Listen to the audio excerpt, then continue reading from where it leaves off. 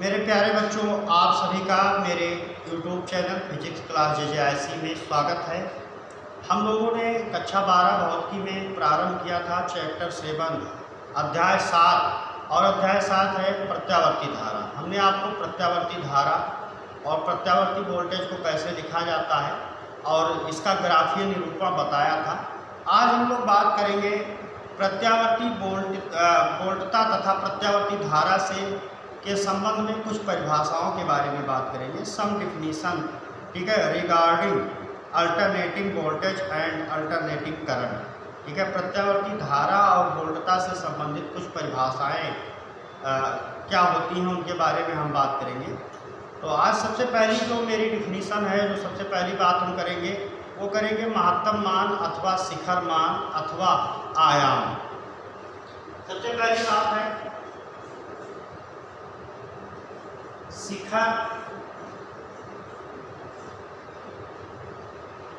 मान अथवा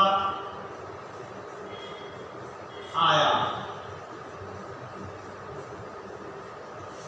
इसको अंग्रेजी में कहेंगे मैक्सिमम, ठीक है। महत्तम मान भी इसको कह सकते हैं, महत्तम मान, शिखर मान अथवा आयाम। तो महत्तम मान का मतलब मैक्सिमम वैल्यू, शिखर मान का मतलब पीक वैल्यू और आयाम का अंग्रेजी आप जानते हैं इंग्लिश होता है एम्पलीट्यूड।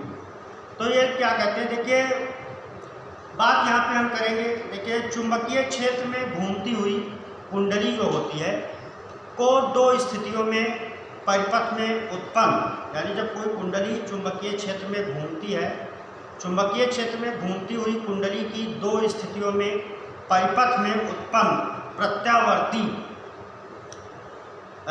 वोल्टता अथवा प्रत्यावर्ती धारा का मान अधिकतम होता है। दो स्थितियों में जब कोई कुंडली चुंबकीय क्षेत्र में घूमती है तो उसके दो स्थितियों में परिपथ में प्रत्यावर्ती वोल्टता अथवा प्रत्यावर्ती धारा का मान अधिकतम होता है। प्रत्यावर्ती वोल्टता अथवा धारा के इस अधिकतम मान को वोल्टता अथवा धारा का आयाम कहते हैं। देखिए अथवा शिखर मान कहते हैं अथवा महत्तम मान कहते हैं। वोल्टता के शिखर मान को हमने आपको बताया था कि प्रत्यावर्ती वोल्टेज इक्वेशन को लिखते हैं V बराबर V0 साइन ओमेगा टी, और धारा को हम लिखते हैं I बराबर I0 साइन ओमेगा टी। तो यहाँ पे जो बच्चों I0 है, यहाँ पे जो V0 है, इसी को हम लोग क्या कहेंगे, महत्तम मान, या इसी को हम क्या बोल देंगे, आयाम बोल देंगे, या हम क्या बोल देंगे, शिखर मान बोल देंगे। तो ये I0 से और V0 से, अगर वोल्टता की बात करें यानी वोल्टेज की, तो वोल्टता को V0 से लिखते हैं और धारा को किससे लिखते हैं, I0, ठीक है ना। तो ये महत्तम मान वाली बात होती है। अब देखिए आवर्तकाल, दूसरी बात क्या होती है, आवर्तकाल की दूसरी बात आएगी। तो सेकंड वाले पे हम बात करेंगे। तो सेकंड हमारा क्या है, आवर्तकाल। आवर्तकाल किसे कहते हैं, तो देखिए आवर्तकाल के बारे में बात कर लिया जाए। दूसरा नंबर है आवर्तकाल। इसकी अंग्रेजी होती है टाइम पीरियड, ठीक है। तो आवर्तकाल क्या होता है, देखिए चुंबकीय क्षेत्र में घूमती हुई कुंडली के एक चक्कर में परिपथ में उत्पन्न धारा, ठीक है, पहले एक चक्र में शून्य से अधिकतम होती है, फिर अधिकतम से क्या होती है, शून्य होती है, फिर विपरीत दिशा में शून्य से अधिकतम व अधिकतम से शून्य होती है। इसे धारा का एक साइकिल कहते हैं। प्रत्यावर्ती धारा को अपनी एक साइकिल पूरा करने में जितना समय लगता है उसे धारा का आवर्तकाल कहते हैं। आवर्तकाल जो होता है, आवर्तकाल को हम T से लिखते हैं। किससे लिखते हैं, T से। और आप जानते हैं कि आवर्तकाल T बराबर होता है 2 पाई अपान ओमेगा, यानी प्रत्यावर्ती धारा को अपना एक चक्कर पूरा करने में जो समय लगता है उसको हम क्या कहते हैं, आवर्त काल कहते हैं। उसको हम क्या कहेंगे, आवर्त काल कहेंगे। देखिए समीकरण आपको बताया गया था, I बराबर I0 साइन ओमेगा टी और B बराबर B0 साइन ओमेगा टी। इसमें देखिए B अथवा I का मान वही रहता है तथा प्रत्यावर्ती वोल्टेज अथवा धारा का जो आवर्त काल का जो सूत्र होता है वो T बराबर 2 पाई अपान क्या होता है, ओमेगा होता है। अब देखिए बात आती है तीसरे नंबर पर आवृत्ति। इस पर थोड़ा चर्चा हम इसलिए किए देते हैं कि आगे आपको समस्या ना आए। तो आवृत्ति क्या होती है, देखिए प्रत्यावर्ती धारा जो होती है वो 1 सेकंड में जितनी साइकिल पूरी करती है, यानी जितनी चक्कर लगाती है, उसे प्रत्यावर्ती धारा की आवृत्ति कहते हैं। और आवृत्ति जो होती है, आवृत्ति को हम F से लिखते हैं। आवृत्ति F बराबर होता है 1/T, यानी आवृत्ति बराबर होता है 1/, आवर्त काल। या हम देखिए ये क्या है, आपकी आवृत्ति है। इसको अगर हम चाहे तो ऐसे भी लिख सकते हैं, F बराबर, देखिए T बराबर हमने पढ़ा है, क्या पढ़ा है, तो 1/2 पाई अपान ओमेगा। अब ये ओमेगा कहाँ पहुंच जाएगा, ऊपर पहुंच जाएगा। तो F बराबर आपको क्या मिल जाएगा, ओमेगा अपान 2 पाई। यानी ये भी एक आवृत्ति का सूत्र मिल जाता है। आवृत्ति का मात्रक साइकिल प्रति सेकंड, अथवा जो है इसको हम चक्कर प्रति सेकंड भी बोल सकते हैं। ठीक है, साइकिल मतलब एक चक्कर।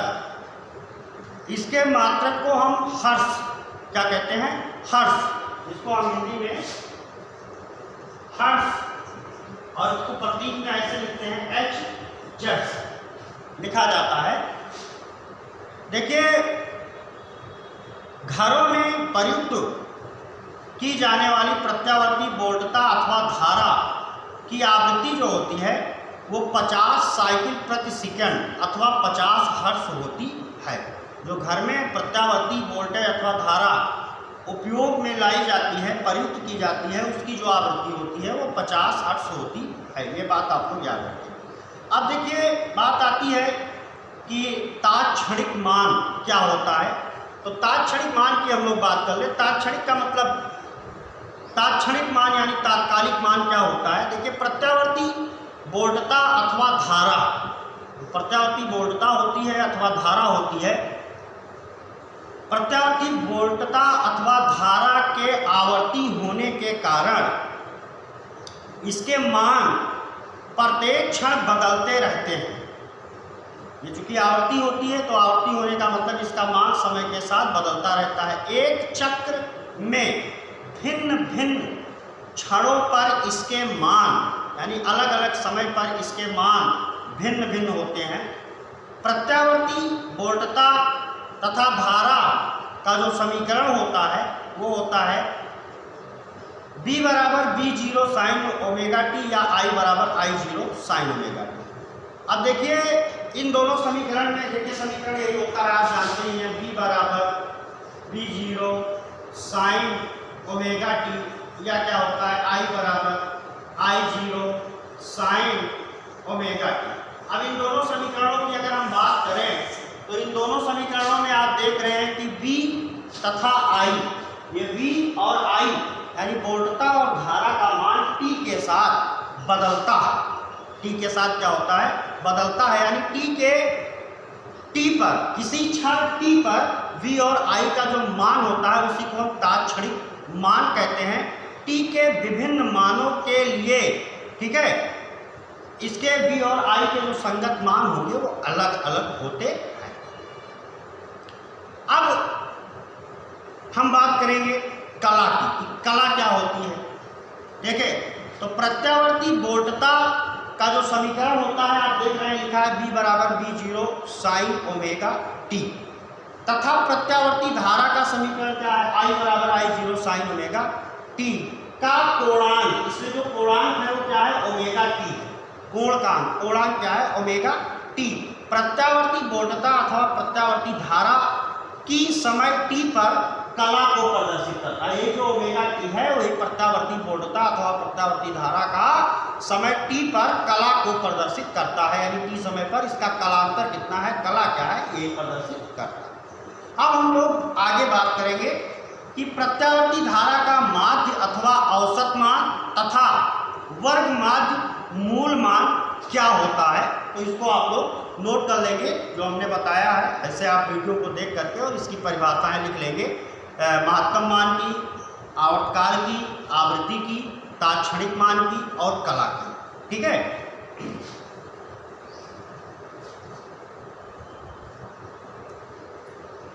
तो अब हम लोग बात करेंगे मीन और average value of alternating current, ठीक है ना। प्रत्यावर्ती धारा का माध्य अथवा औसत मान क्या होता है। सबसे पहले हम इसी के बारे में बात करेंगे कि प्रत्यावर्ती धारा का माध्य अथवा औसत मान क्या होता है। तो देखिए माध्य मान क्या होता है। देखिए प्रत्यावर्ती धारा का जो मान होता है, मान व दिशा दोनों ही आवर्त रूप से परिवर्तित होते रहते हैं, क्योंकि आप जानते हैं समीकरण होता है I बराबर I0 साइन ओमेगा टी। यह धारा एक अर्ध साइकिल के दौरान एक दिशा में तथा दूसरी अर्ध साइकिल के दौरान विपरीत दिशा में प्रवाहित होती है। देखिए एक दिन हमने आपको पढ़ाया है पहले ही, ये मान लीजिए कि प्रत्यावर्ती धारा इसी को कहते हैं। अब देखिए पहले आधे साइकिल के लिए एक दिशा में आई है, ये क्या है आई, और दूसरे आधे साइकिल के लिए दूसरे दिशा में हो गया। यहाँ से चला यहाँ पे पहुंचा तो एक साइकिल पूरा। तो प्रत्यावर्ती धारा का मान व दिशा दोनों ही आवर्त रूप से परिवर्तित होते रहते हैं। फिर देखिए यह धारा एक अर्ध साइकिल के दौरान एक दिशा में तथा दूसरी अर्ध साइकिल के दौरान दूसरी दिशा में यानी विपरीत दिशा में प्रवाहित होती है। अतः एक पूर्ण साइकिल के लिए प्रत्यावर्ती धारा का मान माध्य मान अथवा औसत मान शून्य होता है, ठीक है ना। क्योंकि आप देखेंगे कि यहाँ से चल के यहाँ से घूम करके जितना धन में गई उतने ऋण में गई, तो एक पूरी साइकिल के लिए इसका माध्य औसत मान क्या हो जाएगा, शून्य हो जाएगा। यहाँ देखिए आप यहाँ से गई जितना धन में उतने क्या हुआ, फिर ऋण से घूम के बराबर हो गई बात। यही कारण है कि किसी चल कुंडली धारा मापी में प्रत्यावर्ती धारा प्रवाहित करने पर धारा मापी की सुई में कोई विक्षेप नहीं होता है। अब देखिए परंतु प्रत्यावर्ती धारा की अर्ध साइकिल यानी आधी, केवल इतने की बात करें, अर्ध साइकिल आधी साइकिल के लिए धारा का माध्य मान एक परिमित राशि है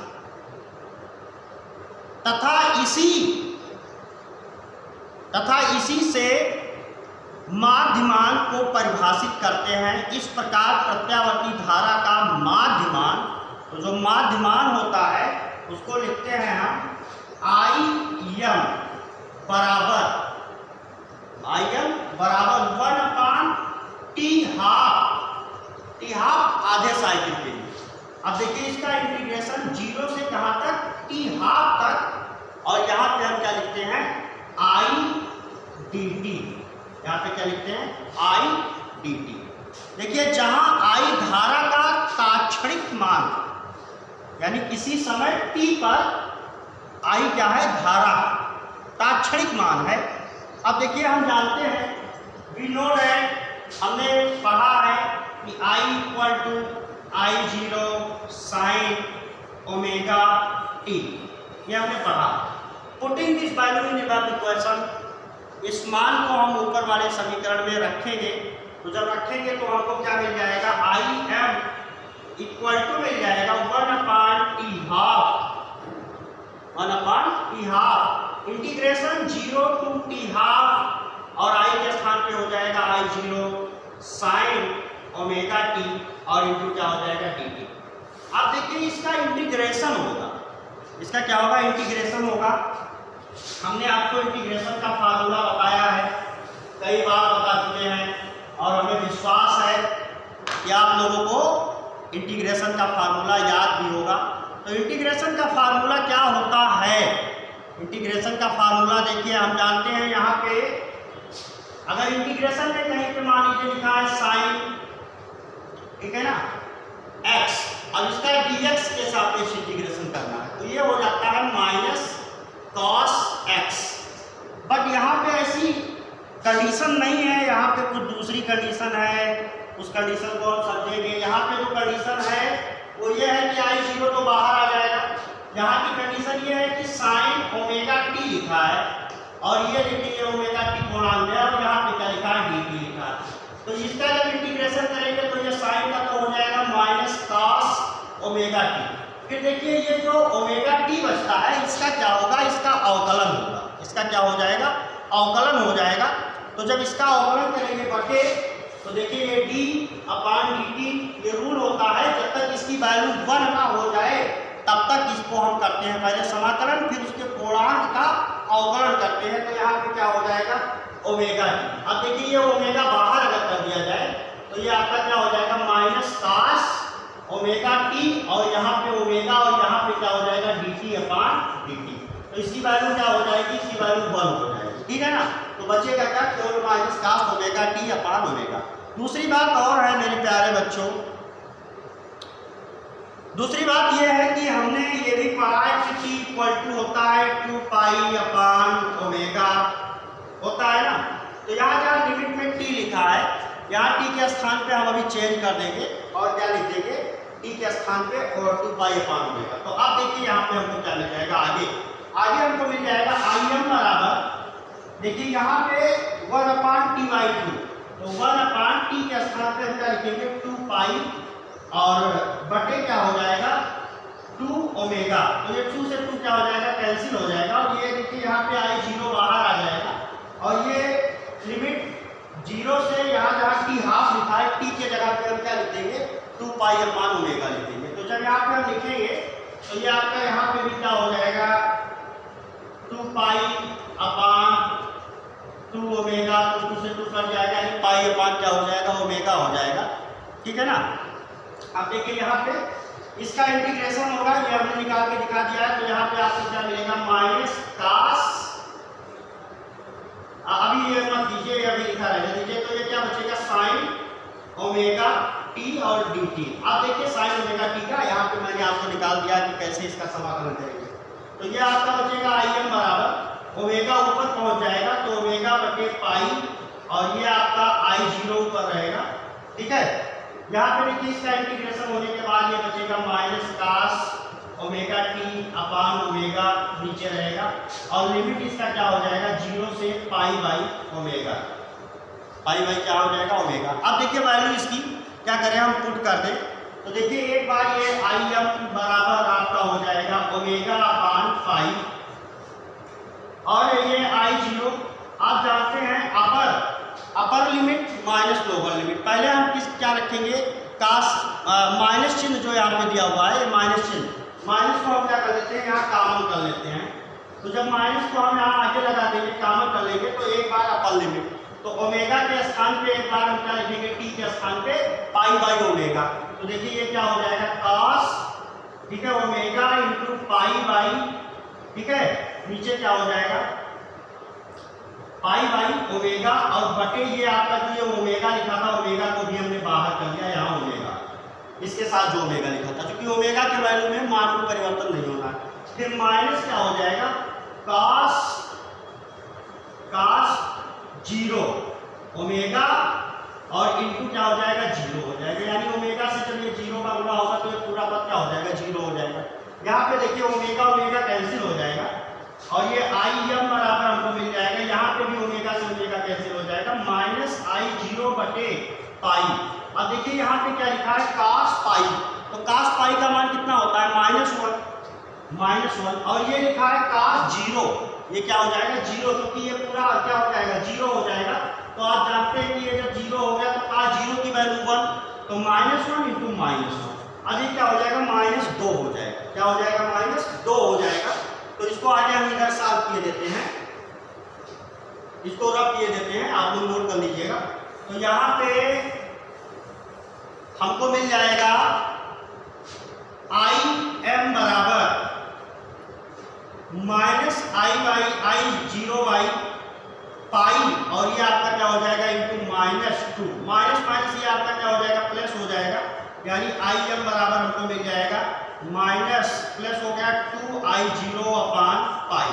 अच्छा पाई की की वैल्यू कितनी होती है, तो पाई की वैल्यू होती है इसको पाई के यहाँ पे पाई की वैल्यू हम रख देंगे, तो पाई का मान यहाँ पे क्या होता है, पाई का मान होता है 3.14 और 3.14 से किसको डिवाइड कर देंगे, 2 को, ठीक है ना। तो जब 2 को हम 3.14 से भाग करेंगे तो 0.667 I0 ये मिलेगा। ये जो वैल्यू मिल गई 0.637 रहेगा, 0.637 पाई का मान 3.14 रख करके और 2 से भाग 2 को भाग कर देंगे उससे। अब देखिए यही जो वैल्यू मिल गई है इसी को हम क्या कहेंगे, धारा का वर्ग माध्य मूल मान कहेंगे, ठीक है ना। सॉरी, वर्ग माध्य मूल मान नहीं कहेंगे इसको हम क्या कहेंगे, धारा का औसत मान या मीन वैल्यू कहेंगे। इस प्रकार से हम बोल सकते हैं कि एक आधी साइकिल, देखिए ये मान हमको क्या मिला, Im बराबर 2/पाई इंटू I0, या इसको हम लिख सकते हैं बराबर 0.637 I0।